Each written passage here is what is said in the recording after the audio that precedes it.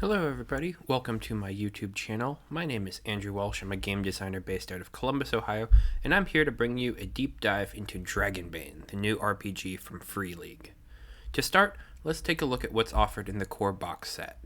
At the top of the box, we have a 10-piece dice set, a D4, 46 is a D8, D10, D12, and 2 D20s with custom faces, a set of plastic stands that we'll come back to those, a catalog for some other Free League games, a couple of decks of cards for treasure, initiative, and the like, an RPG primer sheet, the core game rules, a book of 11 adventures for either individual use or to be run sequentially as a campaign, a manual and adventure for solo play, a poster map, a set of grids for tactical gameplay, 5 pre-generated characters, several blank character sheets, and cardboard punch-out miniatures for gameplay and use with the aforementioned stands. In short, this is an exceptional box set, even before you consider that the price, at time of recording, is $45 USD. A substantially lower entry price versus other mainstream tabletop RPGs where supplementary books can run in the $50 to $60 range and offer significantly less actionable material. Oh, and I should also mention that if you order the box set through Free League's website, you get a complimentary PDF version and receive an automatic 60% off when purchasing the physical bundle alongside the Foundry VTT module. You can also collect a 46-page quick start guide that contains the basic gameplay rules, the solo play adventure, and the same pre-generated characters found in the core box set over on Free League's website. So, now that we've got the unboxing and introduction out of the way, let's break down the actual game design of Dragonbane. Let's start by following the character creation process. We start by either choosing or rolling for our character's kin. This is fundamentally equivalent to your race, species, or ancestry in other games. For us, we rolled a 12, which means our character is going to be Wolfkin. From here, we will take note of our kin's ability, hunting instincts, and roll up a name for our character. The die bestows the name Obdurian. Up next comes choosing or rolling for our character's profession. This box set comes with 10 professions: the artisan, bard, fighter, hunter, knight, mage, mariner, merchant, scholar, and our die result, the thief. We're going to go ahead and put a pin in this and come back to our profession's abilities and resources in a bit. So let's go ahead and jump over to the main thing players like to do when rolling up characters: dice. Dragonbane works the same way as most other mainstream tabletop RPGs, generating stats and ability scores, rolling 4d6 and dropping the lowest result for each of the stats. We rolled a 13, 16, 10, 13, 10, and 6. Likewise, we can also choose our character's age or roll the dice. For this wolf, he is an adult, which grants no attribute bonuses and 4 additional skills.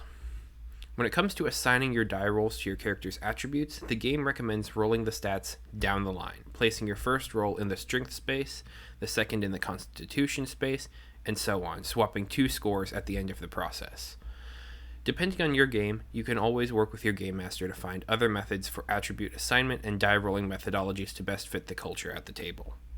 Next on the checklist is our character's derived ratings, including our movement speed, damage bonuses, and skills. For our movement as a wolfkin, we have a movement speed of 12 that gets increased by 4 due to our agility. This movement speed means that in one round of combat, Obdurian can move 16 meters, or 8 squares on a standard 2-meter checkerboard grid. Our damage bonuses are even easier to account for, referencing just our core abilities. We have a 13 strength, which means that we get a bonus d4 on damage rolls with strength-based weapons. And our 16 agility means we gain 1d6 to damage rolls with agility weapons. Our hit point total is equal to our constitution attribute, so 10. And our willpower point total is equal to our willpower attribute, which is also 10. Finally, we come to our skills. There are 30 base skills in Dragonbane. Each skill, listed at the center of your character sheet, has a dot and a line next to it. Now, the first time I rolled up a character here, I made an error due to my experiences with the 5e core system, where I assumed the dot was meant to denote a character's training. It doesn't. This tick box is used at the end of a session and serves as one of the methods for character improvement. We'll cover character improvement closer towards the end of this video. Just keep it in mind that whenever you roll either a 1 or a 20 on a skill check, mark the box. In Dragonbane, a character is trained in 6 skills, chosen from their professions list, as well as a number of skills of the player's choice determined by the character's age and experience, ranging from 2 to 6 more. A bit ago, we put a pin in delving further into our profession, so let's head over there and figure out what skills our wolven friend will have. The skills commonly associated with the thief profession are acrobatics, awareness, bluffing, evade, knives, sleight of hand, sneaking, and spot hidden.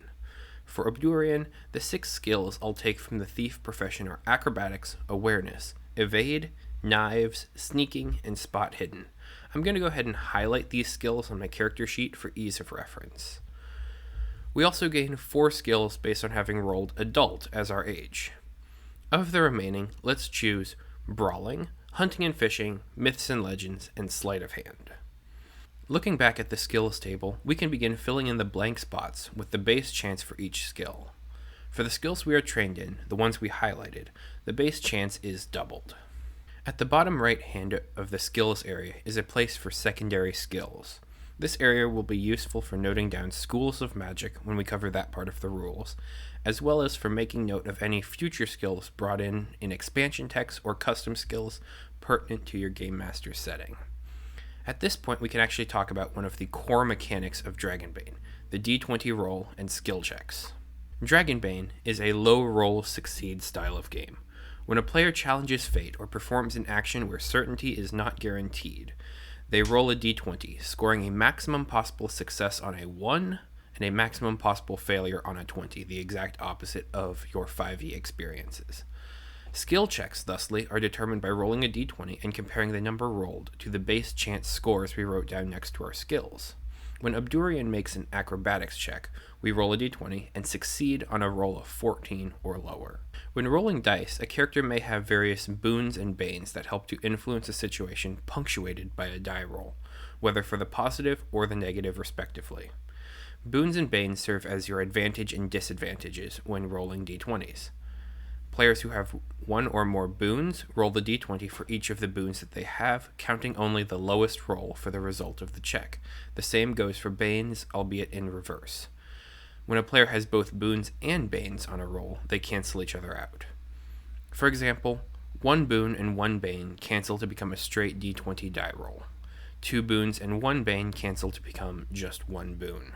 With one exception, that being a natural 20, we are able to push a die roll that fails, or would cause a result we do not like. In order to do so, we mark one of the boxes beneath an attribute: exhausted, sickly, dazed, angry, scared, or disheartened, representing a change in our character's demeanor after pushing the roll. While this box is ticked, our character has a bane on skill checks associated with that attribute. You can heal these condition effects during rest, unticking 1 box during a 15-minute stretch rest, or all ticked boxes during a 6-hour shift rest. We'll be adding to these concepts later with attack rolls and the like later on, but this is the core die rolling design of the game. Jumping back to the character creation side of things, our final derived score we have to settle is our character's encumbrance limit, which is half of our strength attribute rounding up. For Obdurian, that works out to be 7. Meaning we can carry 7 inventory slots before having to deal with over-encumbrance. We return to the Thief class, making note of our heroic ability, Backstabbing, and rolling to determine our gear and a nickname Obdurian has picked up in his trade. For a quick aside, heroic abilities, just like a character's kin abilities, costs willpower points and allows the character to either bypass certain rules or gain advantages when making die rolls. When you activate an ability that costs willpower points, you can mark off a number of points up to your total number of willpower points. You can spend time resting to regenerate willpower. Back to the Thief class again. Considering the d6s we rolled gave us Snake Eyes, Obdurian Halffinger carries upon themselves a dagger, a sling, hemp rope, a grappling hook, torches, flint and tinder, a d6 worth of food rations, and a d10 silver pieces, 5 and 8 respectively. With regard to our inventory slots, only stowed items are counted. Weapons and shields on hand, noted in the weapons box, as well as armor and helmets, are maintained in their own respective areas on the character sheet and are not counted towards encumbrance. At the back of the book is a table listing out hundreds of items, their weights and properties, but a good rule of thumb is that most items have a weight of 1, meaning 1 inventory slot, and items that can be hidden in a closed fist are considered tiny and not counted. I've gone ahead and cross-referenced Obdurian's items and noted them in their correct spaces on the sheet. The flint and tinder are considered tiny, and the only inventory item that does not fit in neatly are rations. We have 5, and they have a weight of 1/4 each. My general rule of thumb is to round in the favor of the players in situations like this. The final pieces in the character creation process are optional. The book offers tables to roll on for a special trinket your character carries on them, a table to generate character weaknesses to inspire moments of roleplay, and a table to generate distinct aspects of the character's appearance. For the sake of our sample character, Obdurian Halffinger, a mature wolfkin thief, wears a simple silver medallion around their neck, and though their line of work often deals in danger and treachery, they see the world through kind, honest blue eyes, a piercing blue that deepens, running red with fear and apprehension towards the smell of magic. Oftentimes, these ideas are enough to get the ball rolling for characterization and backstory, but they do not bear much mechanical weight outside of role-playing encounters. These are the final pieces for the character creation portion of this video. We have the fundamental set for a heroic fantasy character and the tools and skills to roleplay them against different narrative backdrops. However, Dragonbane is based in the tradition of fantasy fighting monsters games, and we have yet to work through the ways in which that can happen. To begin our look into combat, we first must jump to the back of the book and take a look at the gears table one more time. We can primarily copy the information from these tables onto our character sheet to fill out the weapons and shields section. Both our dagger and sling are one-handed items that deal 1d8 damage on a hit. The range column notes the distance in which you can attack a creature at.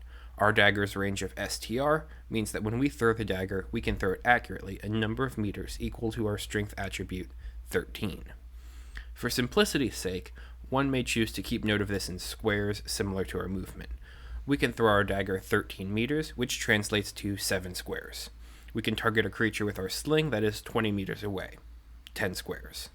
When choosing not to engage in ranged combat, a melee weapon typically has a range of 2 meters, 1 square, giving you the range to attack creatures adjacent to your square. If you choose to keep note in squares instead of meters, make sure to mark your units so as to not accidentally limit yourself. The final 2 parts copied over are the weapon's durability and its features.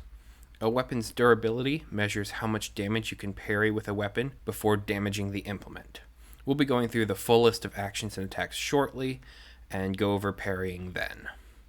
A weapon's features are different characteristics a weapon has.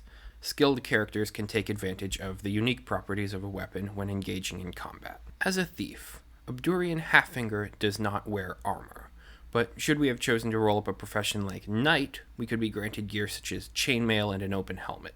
In that case, we would note in the armor and helmet sections of the character sheet the type of equipment, and that said armor grants us an armor rating of 4 with a bane to our sneaking and evade skills.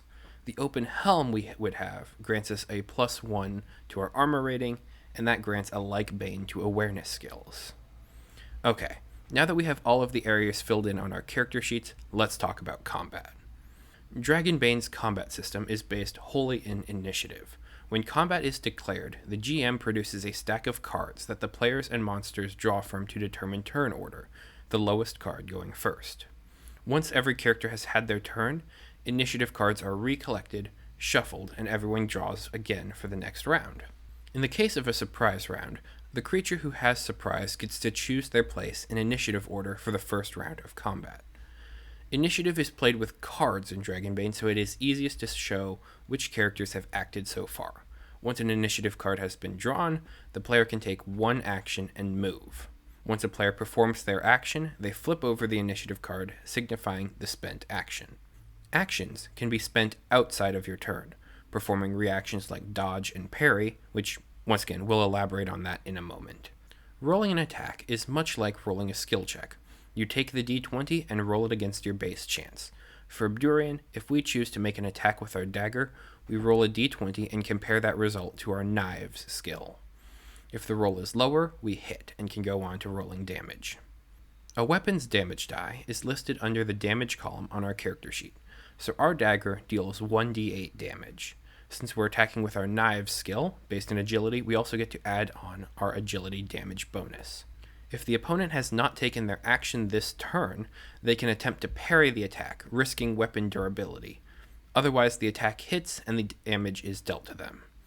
If your opponent is wearing armor, the armor negates incoming damage equal to its rating.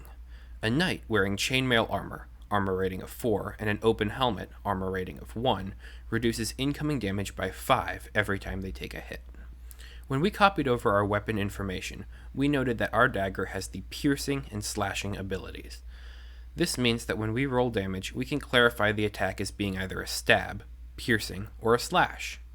Some monsters and armor types are more resistant to certain damages than others. Due to their design, leather and studded leather armor gain a +2 bonus to their armor rating against bludgeoning attacks, such as those made by our sling, and chainmail gains a similar +2 bonus against slashing damage. If we roll a critical hit, a natural 1, you can choose one of the following critical effects: rolling double the damage dice before your damage bonus. For our example dagger attack, this would mean that a hit that would normally deal 1d8 plus 1d6 damage instead deals 2d8 plus 1d6 damage. If you are dealing piercing damage and roll a critical hit, you can completely negate the effects of armor, dealing your full 1d8 plus 1d6 damage. Finally, when you roll a critical hit in melee, you can choose to perform a second attack against another enemy as a free action.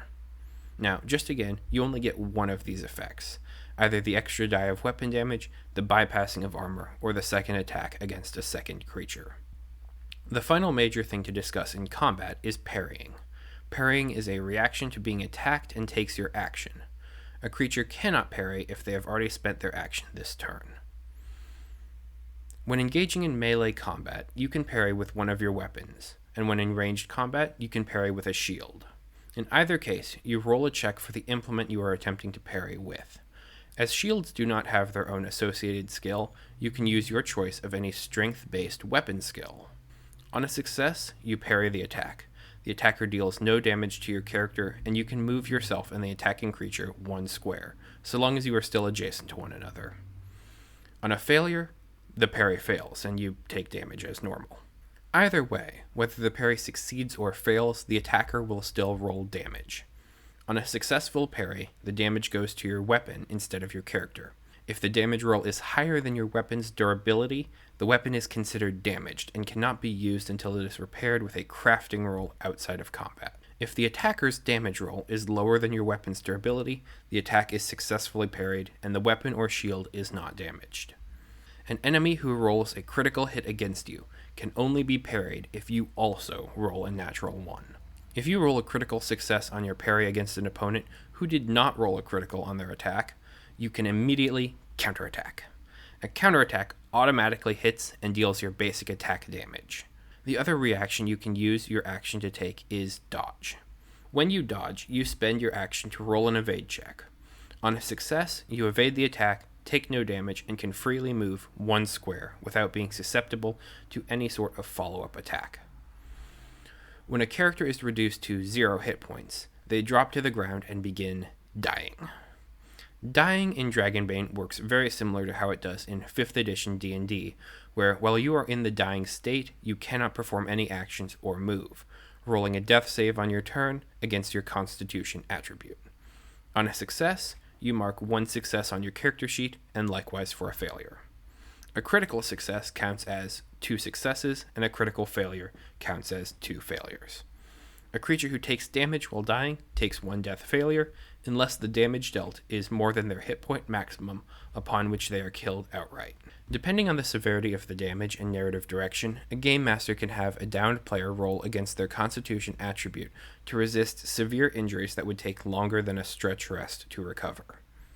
Upon the 3rd death success, a character regains 1d6 hit points, and on the 3rd death failure, they die. Where Dragonbane differs from 5th edition is in the notion of rallying. While a character is dying, another player can use their action to rally a downed character, rolling a persuasion check. On a success, the downed player can take an action on their turn, though they do maintain making death rolls. Another character adjacent to a downed character can make a healing check as an action, restoring 1d6 hit points on a success. If the player has bandages as part of their supplies, the roll is made as normal, otherwise they have a bane on the check. This healing check is only possible in combat when a character is at 0 hit points, otherwise healing checks must be made while resting. A dying character who has an action from a rally cannot perform a healing check on themselves. The final thing to cover is magic and the mage class. The mage does not come with a heroic ability, but that's made up for with all of your magical spells. When you choose the mage class, select one of the 3 schools of magic: animism, elementalism, or mentalism. When you select one of these schools of magic, write it in as one of your secondary skills. All magical skills are based on your intelligence-based chance.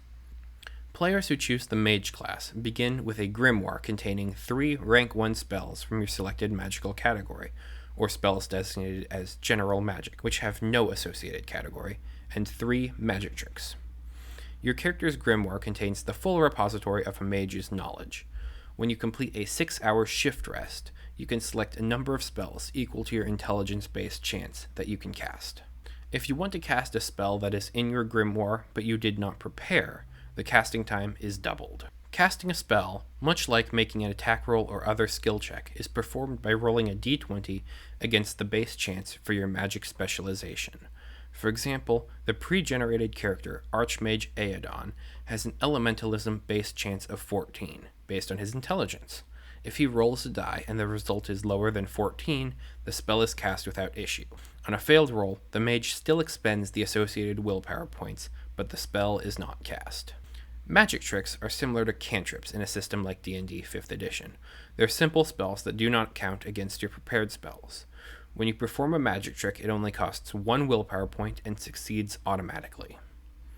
For spells that are not magic tricks, they have an associated power level, indicating how much power you can charge the spell with, costing 2 willpower points per level. If a power level is not stated, the spell only costs 2 willpower points. When you cast a spell, you expend the associated number of willpower points up to your character's maximum.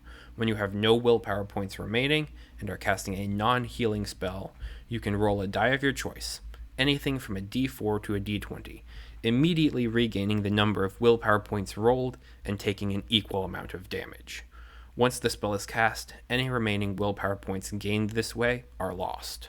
Characters can take time to learn new magics, furthering their progression with their own specialty or branching into another. The most common way to do this is to work with a teacher throughout a shift. New spells can be learned by taking time with either a teacher or a found grimoire to decipher the text and learn the proper magics therein. Alright, now that we've talked about the base expenditures for magic, let's look at the components of a spell. First up, casting time. Unless otherwise stated in the spell's description, casting a spell always counts as an action in combat. Some spells are reaction spells, but unlike combat reactions like parrying or dodging, reaction spells do not require the use of your action. A mage or other magically adept character can cast as many spells per turn as their willpower allows. When casting a spell that is not prepared from your grimoire, you will need to take an extra round to cast the spell, making note of the spell's roll upon its completion. Reaction spells cannot be cast with your grimoire. The next thing to hit on is a spell's range. When you cast a spell, you summon its areas on a target within range. A range of personal means that the spell can only affect the person casting it. Some spells affect entire areas, and unless otherwise stated, that area of effect starts at the mage casting the spell. Characters and creatures caught in an area of effect spell can use their action to attempt to dodge the spell's effect. AoE spells cannot be parried. A mage casting an AoE spell can give themselves a bane on the skill check in order to exempt one creature in the area from the spell's effect. If a spell's range is described as a sphere, that spell affects all targets in the space except for the mage themselves. A cone-shaped spell affects all targets within the area. A cone's shape is relatively equilateral, where the width of the cone at any given point is equal to the distance from the source. A spell cast in a cone shape has its maximum length designated as its range. Finally, we get to the spell's duration. In short, the spell's duration specifies how long the spell remains for. An instantaneous spell occurs within the span of the action it's cast in and has no lingering effect. A spell that lasts a round lasts until the start of your next turn. Spells that last for a stretch last for one stretch of time, around 15 minutes. A spell with the duration of a shift lasts for the current shift, around 6 hours. If a spell is marked as concentration, the effect ends if you perform another action, take damage, or fail a roll against your willpower attribute to resist distraction or fear. Spellcraft also has its own relationship with critical successes and failures. On a critical success, a natural 1, you can choose one of the following critical effects. The spell you are casting has its damage or range doubled. The spell does not cost any willpower points to manifest. Or, you can immediately cast another spell as a free action, albeit with a Bane on the roll. On a critical failure, a mage still expends the spell's willpower point cost and rolls a d20 on the magical mishaps table, which has various wild magic-esque sorts of effects. At the end of a session, characters will gain opportunities for advancement based on occurrences in the game. The Game Master will ask certain questions about what happened in the game, whether or not the players explored a new location, whether or not they defeated an adversary, whether or not they overcame obstacles without force, and the like. For each yes answer, players can mark one unmarked box next to one of their skills. These boxes should already have some tick marks on them, denoting having rolled a 1 or a 20 when performing the skill at some point during the game. Once all of the GM questions have been answered, players can roll a test for each marked skill, increasing the base chance by 1 on a success. Once all checks have been made, the tick marks next to the skills are erased for the next game. Whenever a player increases a skill level to 18, they can choose an additional heroic ability.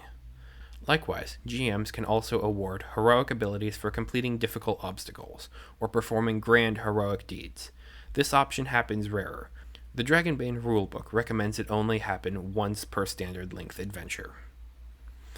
That brings us to the end of my overview for the Dragonbane RPG by Free League Publishing. I absolutely love the way that this system all came together, and I didn't even get to touch on some of the more circumstantial fun things in here, such as improvised weapons. I highly recommend picking up a copy of the box set either from Free League's website or from your friendly local game store and giving it a shot. With all that said, thank you guys so much for watching. If you enjoyed this video, please consider leaving a like. If you want to see more from me in the future, tapping the subscribe button will put my videos into your feed whenever I can get the next one out. So until next time, I'll be seeing you. Take care.